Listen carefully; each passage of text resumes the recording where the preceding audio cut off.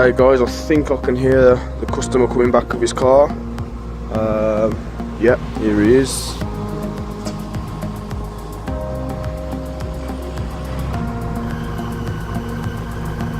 So we'll see what he thinks. Hopefully he's noticed a bit of benefit.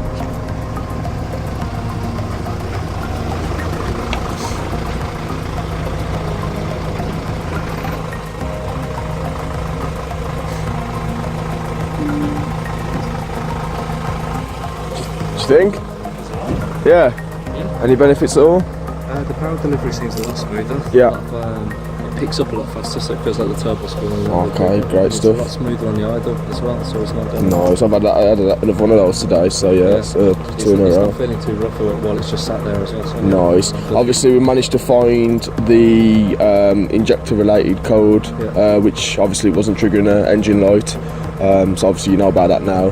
I have cleared it on the codes, so just if you're going to take it to a garage, just see if it does come back up. If it doesn't come back up, chances are you probably had a little bit of a block in the injectors, which obviously you've gone for the full 3-stage clean, so obviously we've done the injector side of things as well, so hopefully that cures it for you.